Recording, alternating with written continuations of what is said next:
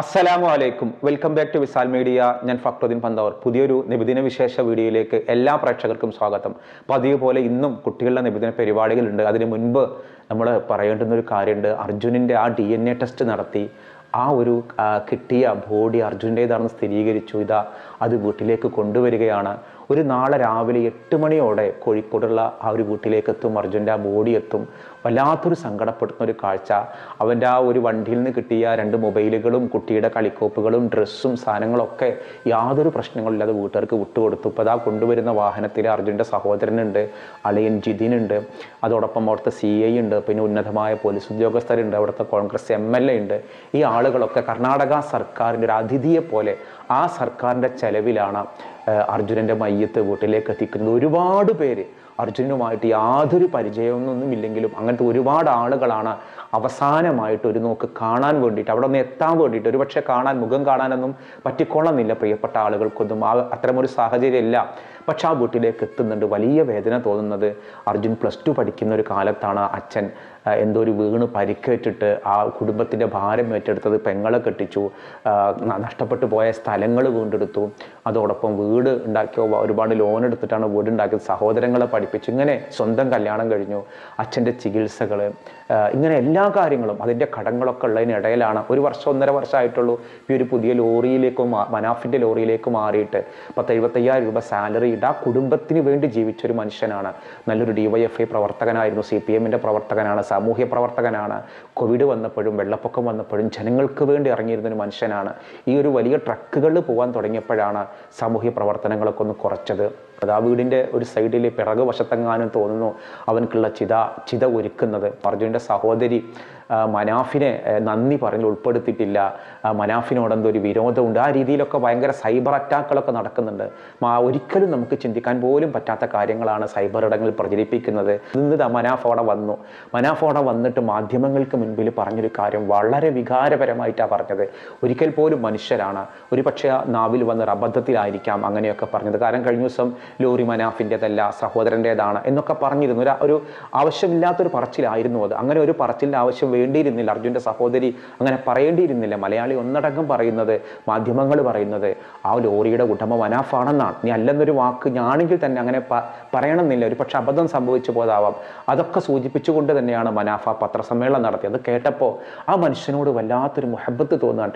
എന്തൊരു നല്ല പക്വതയോട് കൂടിയാണ് സംസാരിക്കുന്നത്, എന്തൊരു നല്ല മനുഷ്യനാണ്. നമുക്ക് അത്തരം മനുഷ്യൻ്റെ മുമ്പിൽ സല്യൂട്ട് ചെയ്യാൻ പോലും തോന്നും.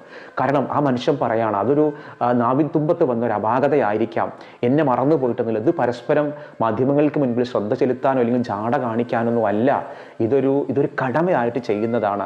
അർജുനൻ്റെ കുടുംബത്തോടൊപ്പം തന്നെയാണ് ഞാനും എന്ന് പറഞ്ഞാണ് മനാഫ കുടുംബത്തുകാരി വന്ന് മാധ്യമങ്ങൾക്ക് മുൻപിൽ സംസാരിച്ചത്. ശിരൂരിൽ നിന്ന് വരികയാണ് നമ്മൾ, എൻ്റെ ബ്രദേഴ്സും ഞാനും കൂടി അവിടെ നിന്ന് വരികയാണ്. നമ്മളെ പണികൾ ചെയ്ത് കഴിഞ്ഞ് അസാധ്യമായ ഒരു കാര്യം നമ്മൾ സാധിച്ചു. കാരണം കിട്ടൂലെന്ന് പല കോണിൽ നിന്നും പറഞ്ഞിനു, അത് കാണിച്ചു കൊടുത്തു എങ്ങനെ കിട്ടുക എന്നുള്ളത്. ഇന്നിപ്പോൾ നേരം വൈകിയും കൊണ്ട് നിൽക്കുകയാണ്. അവൻ്റെ ശരീരം പുറത്തെത്തിയിട്ടും തിരിച്ചു എത്താൻ വൈകിയും കൊണ്ട് നിൽക്കുകയാണ്. അത് ഇനിയും ചിലപ്പം ഒരു ദിവസം കൂടി ചിലപ്പം വൈകിയെന്നും വരും. അതൊന്നുമില്ല, എന്നാലും നമുക്ക് അവനെ കിട്ടി, അതിൻ്റെതായൊരു വൃത്തിയിൽ കിട്ടി.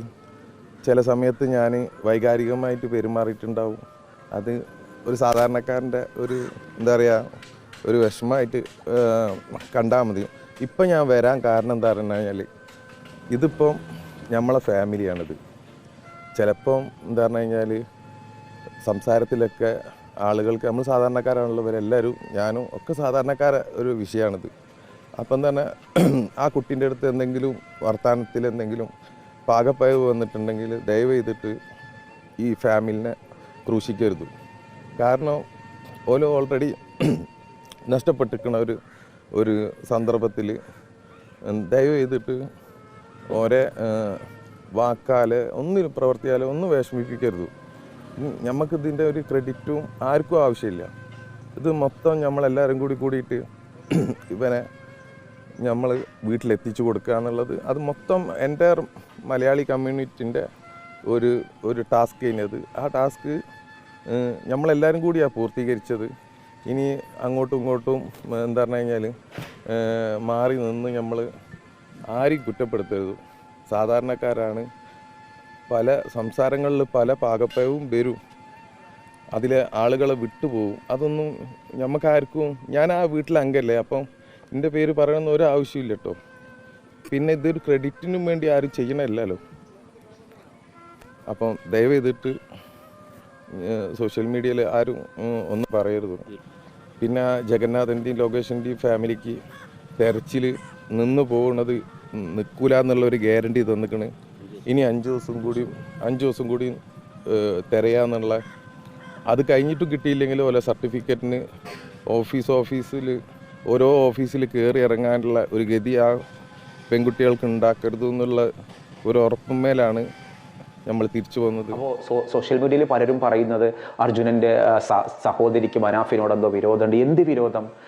ഇതൊന്നും ഇപ്പോൾ മുൻകൂട്ടി പ്ലാൻ ചെയ്തിട്ട് പറയുന്നതൊന്നും അല്ലല്ലോ.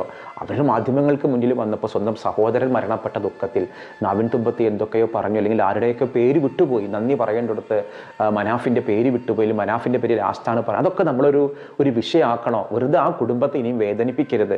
കാരണം ആ കുടുംബം അനുഭവിക്കുന്ന ഒരു വേദന, 71 ദിവസം വെള്ളത്തിൽ കിടന്നൊരു മയ്യത്താണ്. അത് DNA ടെസ്റ്റ് നടത്തിയിട്ട് ഇന്ന് ഒക്കെ അത് പൂർത്തീകരിച്ചിട്ട് ആ മയ്യത്ത് നാട്ടിലേക്ക് കൊണ്ടുവരികയാണ്. കേരള അതിർത്തിയിൽ എത്തിക്കഴിഞ്ഞാൽ ലോറി ഉടമകളുടെ സംഘടനകളൊക്കെ വഴിയൊരുക്കാനും അവർക്ക് വേണ്ടിയുള്ള സ്വീകരണങ്ങളൊക്കെ ഒരുക്കുന്നുണ്ട്. ഏതായാലും ആ കുടുംബത്തിൻ്റെ ദുഃഖത്തോടൊപ്പം നമ്മൾ പങ്കുചേരുകയാണ്. അതോടൊപ്പം നമ്മൾ എപ്പോഴും ആ കുടുംബത്തിന് വേണ്ടി നമ്മുടെ പ്രാർത്ഥനയിലുണ്ടാവണം, കരുതലിലുണ്ടാവണം. അത്രയും ചെറുപ്പത്തിൽ കുടുംബത്തിന് വേണ്ടി അധ്വാനിച്ചൊരു മനുഷ്യനാണെന്ന് ആ കുടുംബത്തിൽ താൻ നിർമ്മിച്ചുണ്ടാക്കിയ വീടിൻ്റെ ഒരു ചാരത്ത് വെറും ഒരു ചിതയായിട്ട് മാറുന്ന ഒരു രംഗം എന്നുള്ളത്. എന്നോട് ആരും വിളിച്ചു ചോദിച്ചു, തിരുരങ്ങാടിയിൽ നിന്ന് നൗഫൽ എന്ന് പേരുള്ള ഒരാൾ എപ്പോഴാണ് പോകേണ്ടതെന്ന് അറിഞ്ഞാൽ ഒന്ന് പറയണം, സമയം പറയണം, ഒന്ന് ചെല്ലാനാണ്. അങ്ങനെ ഒരുപാട് പേര് ആഗ്രഹിക്കുന്നുണ്ട്. നമ്മുടെ വീഡിയോ കാണുന്ന ആരെങ്കിലും അർജുൻ്റെ വീട്ടിൽ പോകാൻ ഉദ്ദേശിച്ച ആളുകളുണ്ടോ? ഉണ്ടെങ്കിൽ ഒന്ന് കമൻറ്റ് ചെയ്യണേ. അപ്പോൾ ഇൻഷാ അല്ലാഹ് നമുക്ക് നമ്മുടെ കുട്ടികളുടെ നബിദിന പരിപാടികൾ കാണാനുണ്ട്. നമ്മുടെ കുട്ടികളുടെ പരിപാടിയിൽ നിന്ന് ഒന്നാമത്തെ പരിപാടി മുഹമ്മദ് തമീം എന്നൊരു 4ാം ക്ലാസ്സുകാരൻ്റെതാണ്.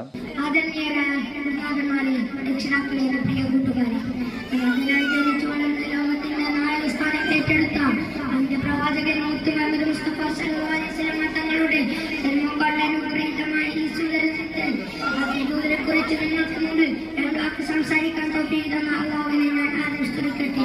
അൽഹംദുലില്ലാ. കുഞ്ഞുങ്ങളുടെ മുഖിലാവായ മുഹമ്മദ് മുസ്തഫ സല്ലല്ലാഹു അലൈഹി വസല്ലം തങ്ങൾ ഇക്കാലത്തെയും പ്രതീക്ഷയും അവിടുത്തെ ദയവും ദർശനവും സ്പർശനവും അനുഗ്രഹമാണ്. സ്നേഹം ചോർന്നു പോകുന്ന ഇക്കാലത്ത് മുത്തുനബിയിലേക്ക് നാം തിരികെ നടക്കേണ്ടതുണ്ട്. ഭൂമിയിലുള്ളവരോട് മുഴുവൻ നിങ്ങൾ കരുണ പുലർത്തണമെന്നും ഇങ്ങനെ ആകാശത്തിന്റെ അധിപൻ നിങ്ങളോട് കരുണയും സ്നേഹം പുലർത്തുകയുള്ളൂ എന്നും റസൂലുള്ളാഹി സ്വല്ലല്ലാഹു അലൈഹി വസല്ലം തങ്ങൾ നമ്മെ ഓർമ്മിപ്പിച്ചു. കുഞ്ഞുങ്ങളെ മുത്തം വെച്ചുകൊണ്ടാണ് അത്തരത്തിലുള്ള സ്നേഹത്തിന്റെ ബാലപാഠം നമുക്ക് പഠിപ്പിച്ചു തന്നത്. രണ്ടാമത്തേത് മുഹമ്മദ് പി വിളക്കോട്, കണ്ണൂർ ജില്ലയിൽ നിന്നാണ്. 6ാം ക്ലാസ്സിൽ പഠിക്കുന്ന ഒരു കുട്ടിയാണ്. ഏറ്റവും സ്നേഹാദരവ് നിറഞ്ഞ പണ്ഡിതരെ, ഉസ്താദുമാരെ, രക്ഷിതാക്കളെ, കൂട്ടുകാരെ, അസ്സലാമു അലൈക്കും വറഹ്മത്തുള്ളാഹി തആല വബറകാതുഹു. മുത്തുനബിയുടെ മീലാദ് ലോകമാകനം കൊണ്ടാടുന്ന ഈ സുന്ദര സമയത്ത് ഞാനും അവിടുത്തെ അല്പം വാഴ്ത്തി അവസാനിപ്പിക്കാം. പരകോടി വിശ്വാസികളുടെ ഹൃദയാനന്തരം പ്രകാശം കൊഴിയുന്ന പൗർണമിയാണ് മുത്തുനബി സല്ലല്ലാഹു അലൈഹി വസല്ലം. അവിടുത്തെ പ്രകീർത്തനങ്ങൾ വാമൊഴിയാലോ വരമൊഴിയാലോ അടയാളപ്പെടുത്തുവാൻ അന്ത്യനാൾ വരെ ആർക്കും സാധ്യമല്ല. അത്രത്തോളം വാരം പോലെ പരന്നു കിടക്കുകയാണ് മുത്തിന്റെ കീർത്തികൾ. അള്ളാഹു തന്നെ പറഞ്ഞല്ലോ, അങ്ങയുടെ കീർത്തിയെ ഞാൻ ഉയർത്തിയിരിക്കുന്നു. ആ കീർത്തന പൂർത്തീകരണം അസാധ്യം തന്നെ. അവിടുത്തെ സ്മരിക്കപ്പെടാത്തമായി ഒരു സമയം ഇല്ലെന്നത് തന്നെയാണ് സത്യം. സ്വലാത്തിന്റെ സ്വരരാഗങ്ങൾ സമ്മാനിക്കപ്പെടുമ്പോൾ ഒരു സെക്കൻഡ് പോലും അവിടുത്തെ പുകഴ്ത്താത്തതായില്ല. നെക്സ്റ്റ് മുഹമ്മദ് അസീം, 7ാം ക്ലാസ്സിൽ പഠിക്കുന്ന ഒരു കുട്ടി, കടുവിനാൽ മുഹമ്മദ് മുസ്ലിം ജമാഅത്തിൽ നിന്നാണ് ആ കുട്ടിയുള്ളത്.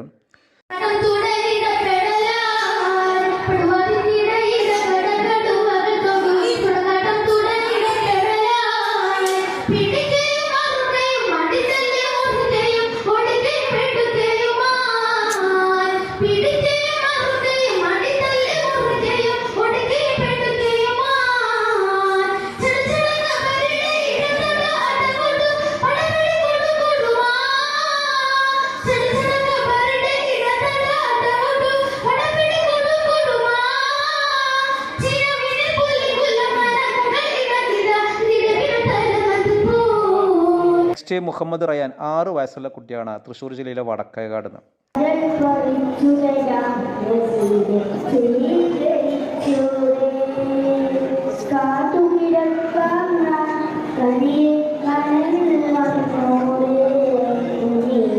കമൽ വന്നോളെ എന്റെ കൽവിലണഞ്ഞോളെ കൽവിലണഞ്ഞോളെ ഹബീബൻ കനവിൽ വന്നോളെ കടൽ പറിച്ചു തരാതെ പിന്നീടോളെ. മറ്റൊന്ന് ആയിഷ ഖലീല, 5 വയസ്സുള്ള കുട്ടിയാണ്, അതും വടക്കേക്കാട്ടുള്ള കുട്ടിയാണ്.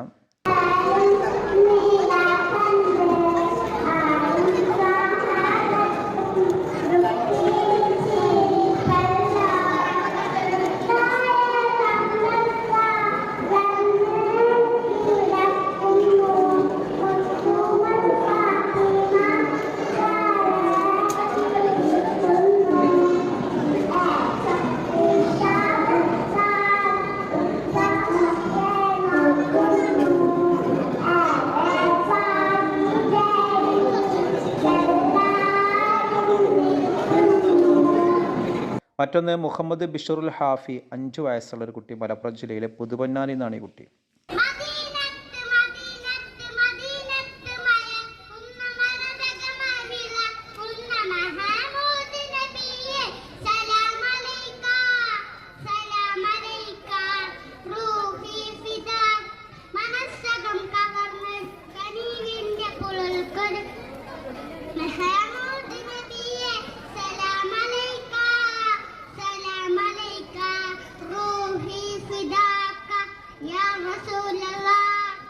നെക്സ്റ്റ് മുഹമ്മദ് മുഷിഹിഫ്, അത് ചേരക്കാവറമ്പിൽ നിന്നാണ് ആ കുട്ടി. മണിമക്കത്തണയുവൻ കൊതിയേറി എന്റെ മദനപ്പൂ വിരിയുവാൻ വിധി തേടി കഅബത്തുവാഫിന് മനമോദി മുത്തുമണി താറൗദക്കും വിധി തേടി മണിമക്കത്തണയുവൻ കൊതിയേറി എന്റെ മദനപ്പൂ വിരിയുവാൻ വിധി തേടി കഅബത്തുവാഫിന് മനമോദി മുത്തുമണി താറൗദക്കും വിധി തേടി. റഫയും മീനാസം കിണർ കാണാൻ നല്ല മസ്ജിദുൽ ഹറമിലും സുജൂദാടാൻ സഫ മർവ ജബൽ കണ്ട് സഴിയാടാൻ നല്ല മസ്ഹർ ഹറമിലും കുളിരാടാൻ മസ്ഹർ ഹറമിലും കുളിരാടാൻ. അപ്പോൾ നിങ്ങളുടെ കുട്ടികളുടെ നബിദിന പരിപാടികൾ ഉണ്ടെങ്കിൽ ഈ ഒരു നമ്പറിൽ നിങ്ങൾ കമൻറ്റ് അറിയിക്കുക. അപ്പോൾ ഓക്കെ, മറ്റൊരു ദിവസം മറ്റൊരു വീഡിയോയുമായി വീണ്ടും കാണാം. അസ്സലാമു അലൈക്കും.